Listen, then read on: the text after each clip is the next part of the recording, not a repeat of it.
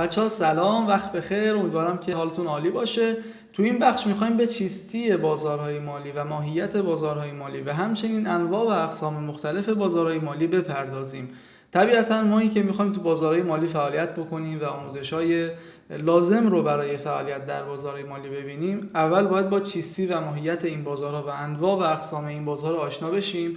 و یکی از مقدمات طبیعتا ورود به بازارهای مالی و هر حالا بازار دیگه اینه که شما اون اصطلاحاً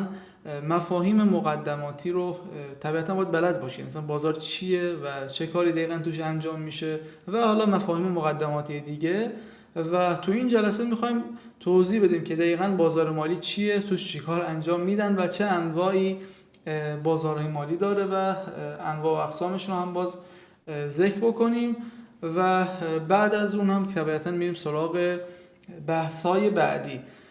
اول اینکه ما تعریف بازارهای مالی رو بگیم. بازار مالی قبل از اینکه بخوایم اون رو تعریف بکنیم باید به این نکته اشاره بکنیم که نظام اقتصادی و سیستم اقتصادی همه کشورها، نظام اقتصادی هر کشوری متشکل از دو بخشه، یه بخش واقعی و یک بخش مالی. بخش واقعی میشه همون بخش حالا صنعت و تولید و چیزی که میدونید دیگه، و بخش مالی هم مربوط میشه به اون بخش بازارهای مالی و اصطلاحاً دیگه، یعنی ساده ترین مثالش میشه همین بازار بورس کشورهای مختلف. و هر کشوری در حال حاضر یک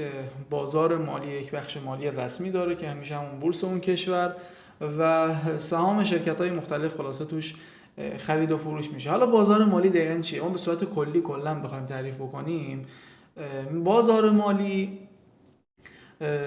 یکی از زیرمجموعه‌های اون نظام اقتصادیه، یکی از زیرمجموعه‌های اون سیستم اقتصادی هر کشوره که تو اون بازار وجوه و اعتبارات و سرمایه در چارچوب و قوانین و مقررات مشخصی خرید و فروش میشه. خیلی ساده بخوام بگم، شما تو بازار مالی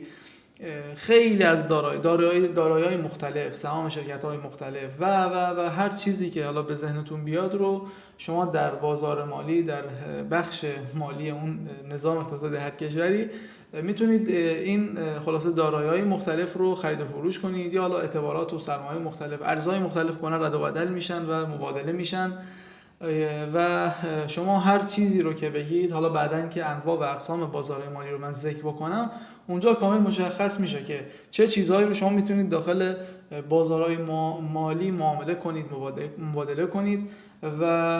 عملا خیلی چیزها رو تسهیل میکنه، خصوصا تو حالا بحث نظامات اقتصادی و این مبادلات تجاری بین کشورها و فلان اینا. و این رو تو جلسه بعدی که بحث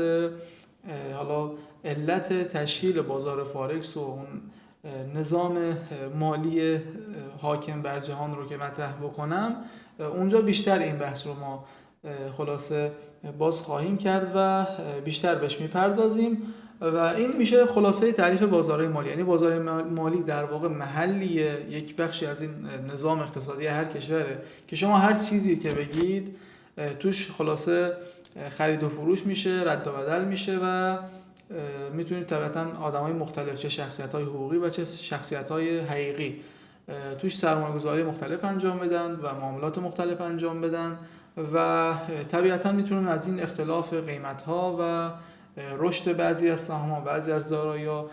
کسب سود کنن، به شرطی که اون دانش کافی و اون مهارت کافی رو داشته باشن. تمام کشورها یک بخش از نظام اقتصادی آنها همین بخش مالی است. این نکته‌ای که اینجا نوشتم، پس همه کشورها حداقل یک بازار رسمی دارن و هیچ حالا کشوری پیدا نمیشه که بخش مالی نداشته باشه، یک بازار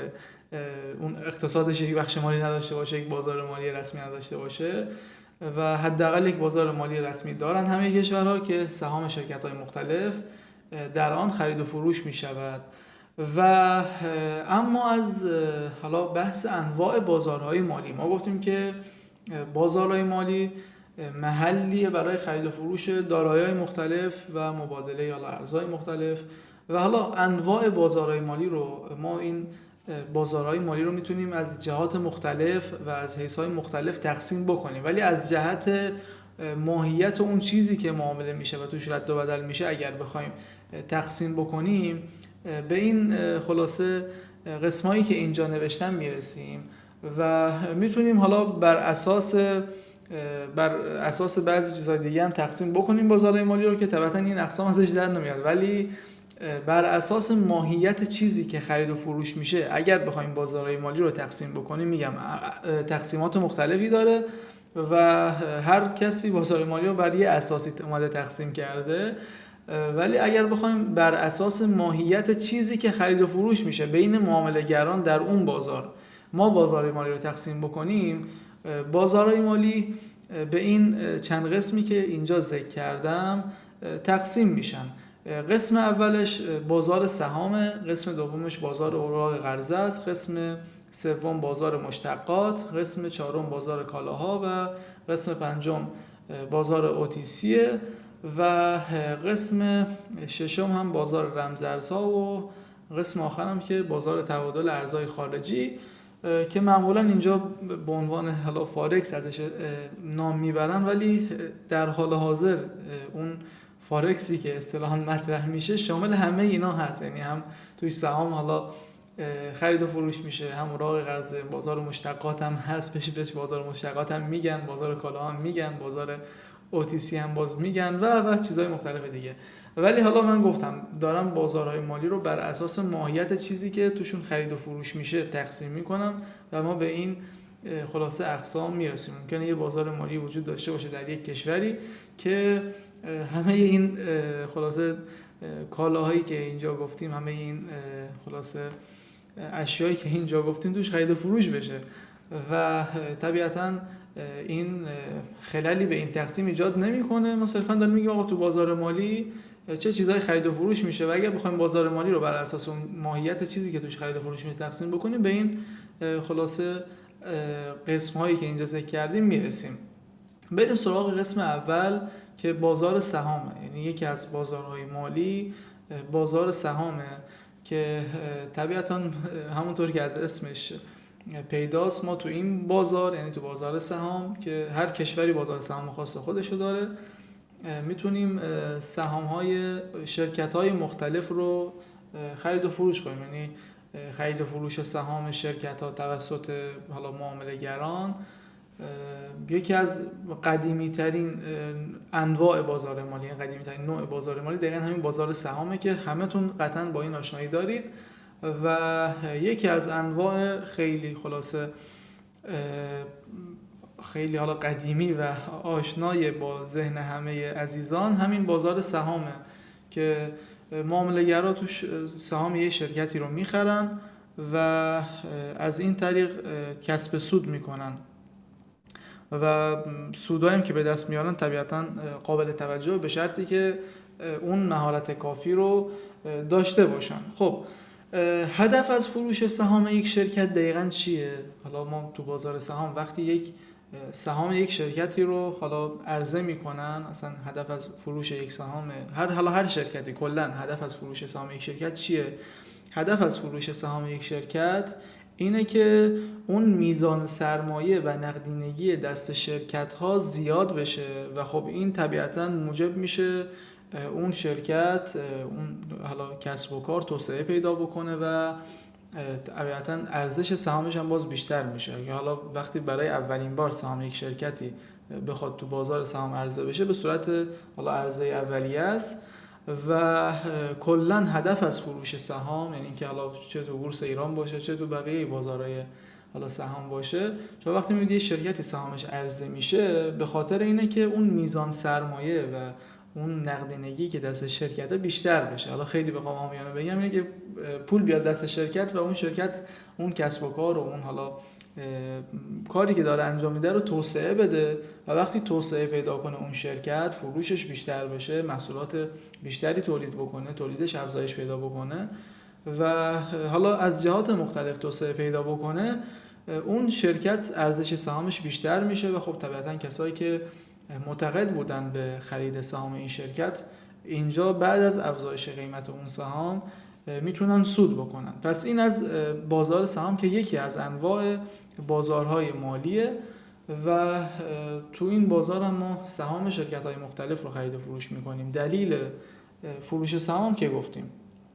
و به طور کلی حالا خریدن سهام کار ساده‌ایه ها، یعنی شما یه دکمه می‌خرید یه سهام می‌خرید و یه دکمه می‌زنید یه سهام می‌خرید و کار خاصی انجام نمیدید، ولی کار نسبتاً دشواریه و نیاز به تخصص داره که طبیعتاً باید آموزش‌های کافی رو دیده باشید برای خرید سهام و معامله سهام و باید نکات زیادی رو شما خلاصه بررسی بکنید. بازار مالی بعدی بازار اوراق قرضه است که تو این حالا بازار اوراقی خلاصه چی میگن بین وام دهنده و وام گیرنده یه سری اوراق خرید و فروش میشه و حالا معمولا هدف از فروش اوراق قرضه تأمین سرمایه لازم پروژه ها و عملیات های مختلفه که خیلی شما با این بازار حقیقتش اصلا سر و کله نخواهید زد و ما مثلا فعالیتمون تو این بازار نیست. و بازار بعدی بازار مشتقاته که این بازار یک بازار مالی جداگانه نیست، یعنی که فکر کنید یک بازار مالی وجود داره هم ارز مثلا بازار چه میدونم فارکس و ارز دیجیتال و فلان اینا، نه. بازار مشتقات اصطلاحاً اگر حالا بخوام بهتر مطرح بکنم یک صورت معامله است تا اینکه یک بازار مالی جداگانه باشه، ولی خب من گفتم این تقسیم بازارهایی که الان من انجام دادم بر اساس ماهیت چیزی که معامله میشه و طبیعتاً این بازار مشتقات هم به عنوان یک بازار مالی جداگانه توی در ذیل یکی از این اقسام مطرح میشه. بازار مشتقات بازاریه که شما تو اون بازار خود کالا و خود اون سهام یا شاخص یا ارز دیجیتال رو واقعا معامله نمی کنید، یعنی شما روی ارزش دارایی معامله می کنید و اون چیزی هم که معامله می کنید فاقد ارزش ذاتیه و عملا حالا بخوام اصطلاح چیزش رو بگم شما دارید معاملات CFD انجام میدید و این بازار مشتقات حالا یکی از مزایاش اینه که خب افرادی که مثلا ممکنه در یک کشور خاصی باشن و نمیتونن مثلا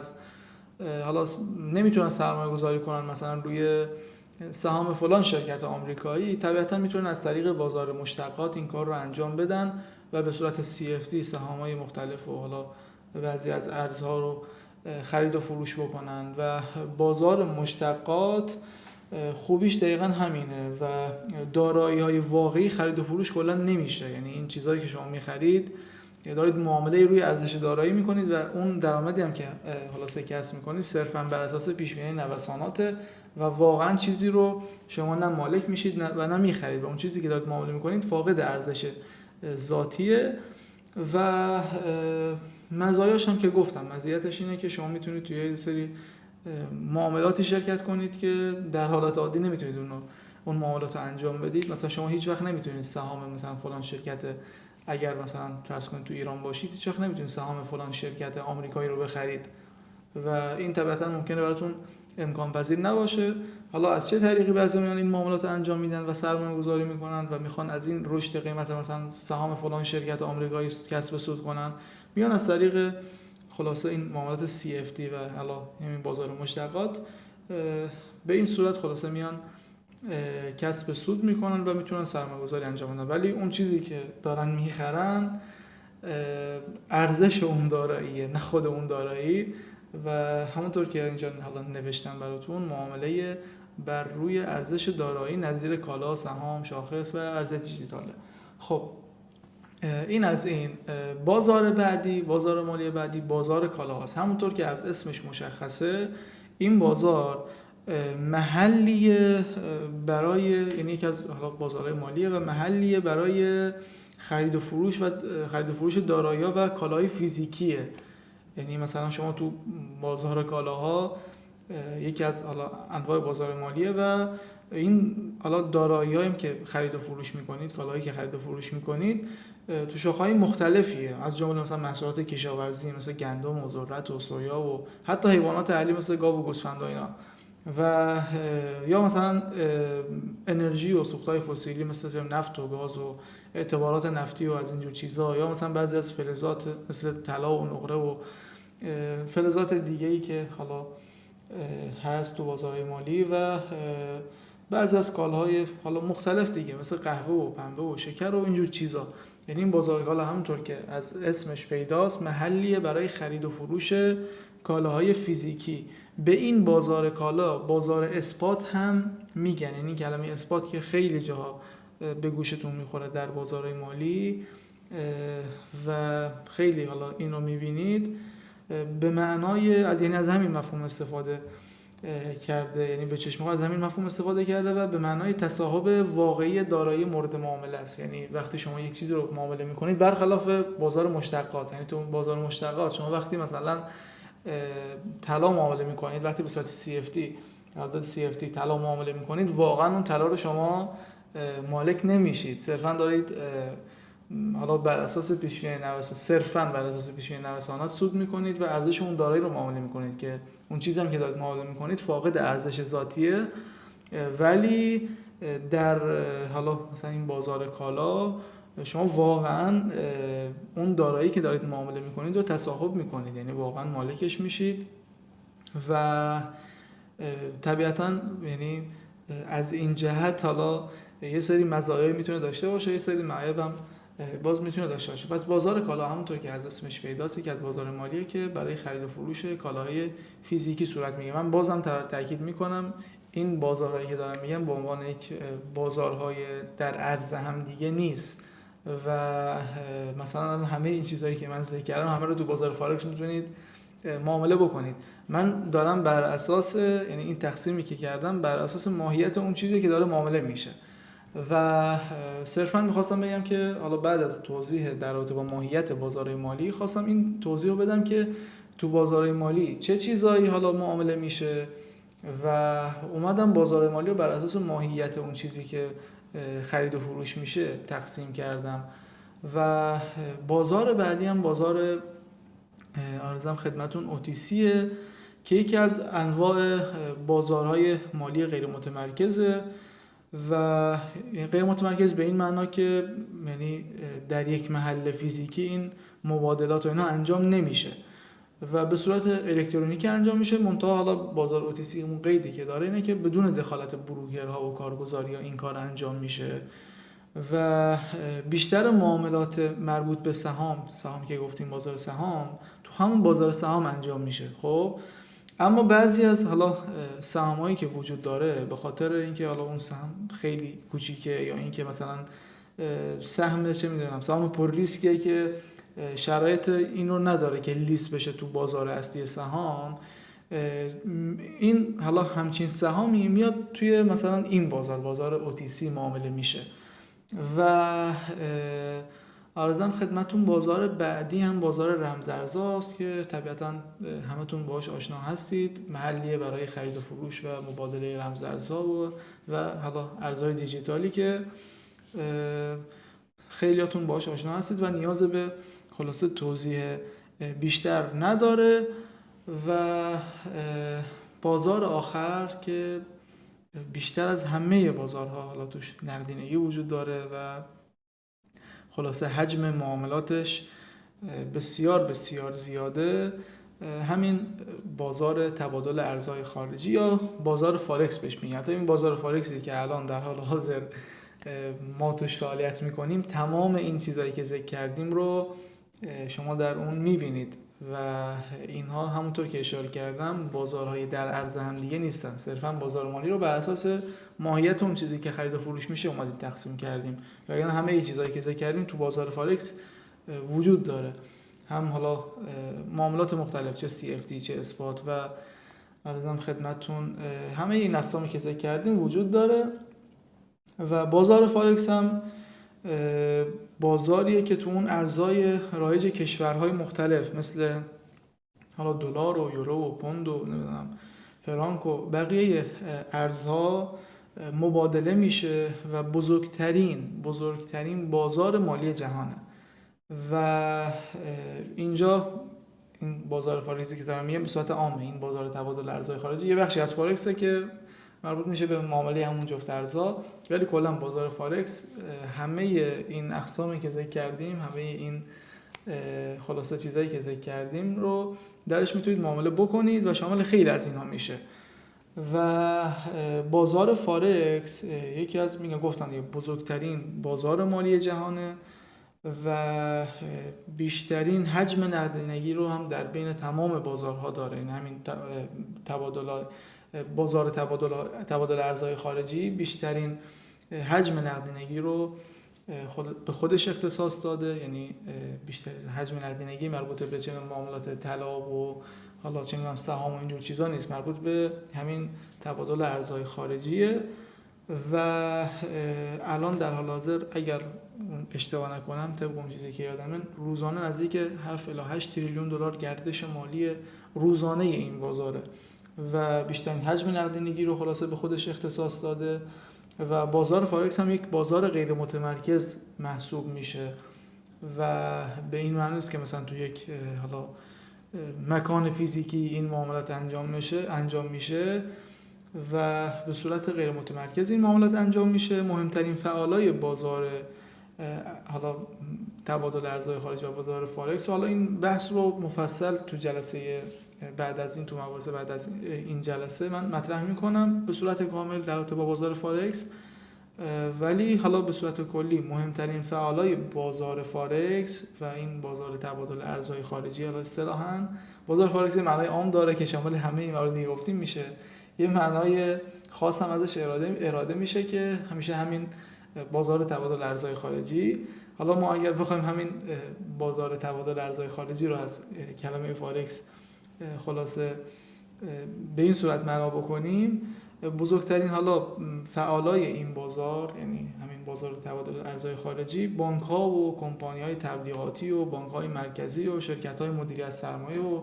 خلاصه صندوق‌های پوشش ریسک و مؤسسات مالی بزرگ دنیا و اینها مهمترین فعالان خلاصه این بازارها هستن. و یه نکته دیگه هم که وجود داره اینه که ما به عنوان یعنی این زمین بازی کلا زمین بازی مردم معمولی نبود، یعنی جایی بود که بانک‌ها و مؤسسات مالی بزرگ اینا کلا توش فعالیت می‌کردن، ولی خب ما به عنوان اولین هستیم که داریم به این سیستم عظیم وصل میشیم و مثل بانک‌ها و مؤسسات مالی بزرگ این خلاصه قابلیت در اختیار ما قرار گرفته که بتونیم در هر لحظه در هر کجای دنیا که هستیم هر چیزی رو که بخوایم خرید و فروش کنیم و با توجه به اون دانشی که کسب کردیم، اطلاعاتی که داریم، قیمت آینده حالا ارزهای مختلف چه میدونم طلا، نقره، نفت، هر چیزی که از سهام‌های مختلف رو تحلیل بکنیم و بر اساس تحلیلی که داریم وارد خلاصه معامله میشیم و همجهت با طبعاً حرکت قیمت و میتونیم کسب سود بکنیم. مفصل انشاءالله در مباحث بعدی بیشتر این مباحث رو مطرح خواهیم کرد و بیشتر بهش میپردازیم تا کامل برای همه عزیزان این مسئله روشن بشه. و من طبیعتاً در ابتدای مباحث باید یه سری توضیحات خلاصه چی میگن زیربنایی رو بدم در رابطه با ماهیت بازار و خلاصه بازیگرای اصلی این بازار و انواع خلاصه دارایی‌هایی که تو این بازارها رد و بدل میشه، معامله میشه. در رابطه با این مسائل باید صحبت بکنم که قشنگ با ماهیت بازار آشنا بشید و بدونید دقیقاً دارید خلاصه قدم تو چه مسیری میذارید. انشالله در جلسات آینده کامل به بقیه مباحث میپردازیم و بیشتر و بیشتر انشالله آشنا خواهید شد و در جلسه بعدی ما میپردازیم به بحث بازار حالا توضیحات کامل در رابطه با بازار فارکس و نظام خلاصه پولی حاکم بر دنیا و نظام‌های مالی و اقتصادی که وجود داره.